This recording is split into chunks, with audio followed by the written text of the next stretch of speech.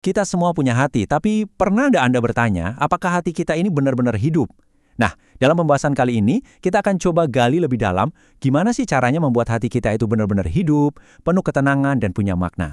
Coba deh, direnungkan. Pernah nggak sih Anda merasa kayaknya semuanya baik-baik aja, tapi kok ada yang kosong di dalam, ada rasa gelisah yang susah banget dijelaskan. Nah, perasaan inilah titik awal kita. Yuk kita cari tahu apa sih akarnya, dan yang paling penting, gimana solusinya? Oke, untuk memahaminya, kita akan pakai sebuah analogi yang kuat banget. Coba bayangkan, hati kita ini seperti sebidang tanah. Tanah ini kan bisa jadi subur dan menumbuhkan hal-hal yang indah. Atau sebaliknya, bisa jadi gersang, tandus, dan gak ada kehidupan sama sekali. Nah, ini dia perbedaannya. Di satu sisi ada hati yang gersang. Cirinya keras, kosong, dan selalu gelisah. Persis seperti tanah kering yang tandus. Tapi di sisi lain ada hati yang subur. Hati yang ini rasanya tenang, penuh dengan iman, dan selalu menumbuhkan kebaikan.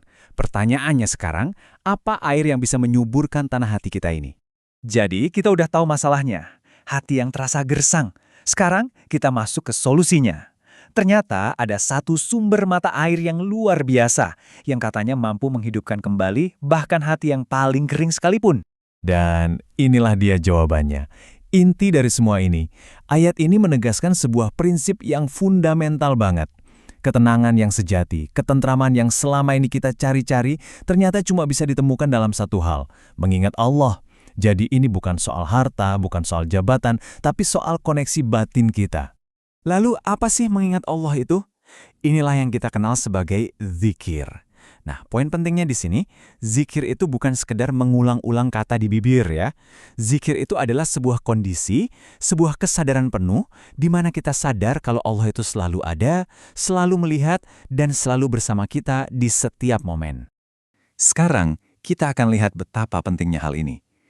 Ada sebuah perumpamaan dari Nabi Muhammad SAW yang jujur bikin kita merenung dalam-dalam.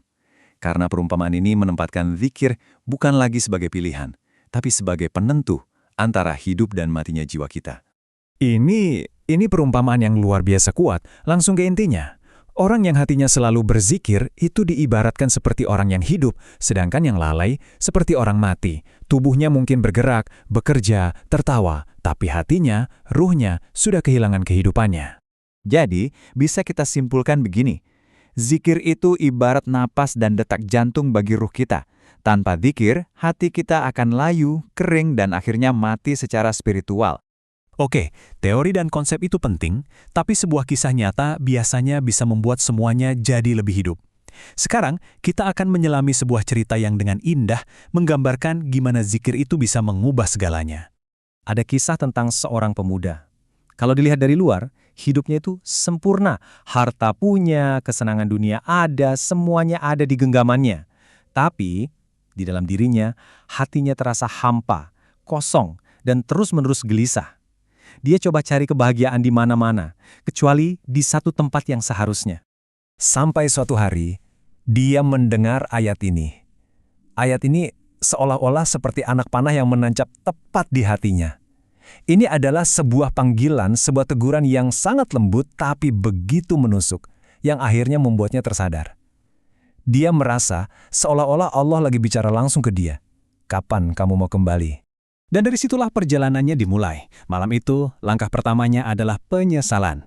Dia mulai berzikir, mengulang-ulang astagfirullah. Tapi kuncinya di sini adalah konsistensi. Dia terus menjaganya, hari demi hari. Pelan-pelan tapi pasti, sebuah transformasi terjadi. Hatinya yang dulu selalu gelisah, sekarang mulai merasakan kedamaian yang rasanya asing, tapi sangat ia rindukan. Dan disinilah dia menemukan kesimpulannya. Sebuah kesadaran yang mengubah hidupnya. Dulu aku mati-matian mencari kebahagiaan di luar sana, ternyata ketenangan yang sejati itu ada di dalam sini saat aku mengingat Allah. Kisahnya ini jadi bukti nyata. Kisah tadi benar-benar jadi bukti ya. Nah sekarang gimana caranya kita membawa pelajaran ini ke dalam hidup kita sendiri? Gimana cara kita mulai menyirami tanah hati kita ini biar nggak jadi gersang? Jawabannya ternyata sangat sederhana. Kalimat-kalimat ini, subhanallah, alhamdulillah, Allahu Akbar, ini kan ringan banget di lisan ya. Kita bisa ucapkan kapan saja, di mana saja. Tapi walaupun ringan diucapkan, nilainya itu luar biasa berat di timbangan nanti. Inilah air segar yang bisa menghidupkan hati kita. Jadi, pada akhirnya pertanyaan ini kembali pada kita masing-masing. Setelah kita tahu kalau hati ini butuh disirami supaya tetap hidup, bagaimana cara Anda akan menyirami hati Anda hari ini? Pilihan ada di tangan kita, dan perubahannya bisa dimulai dari satu ucapan zikir saja.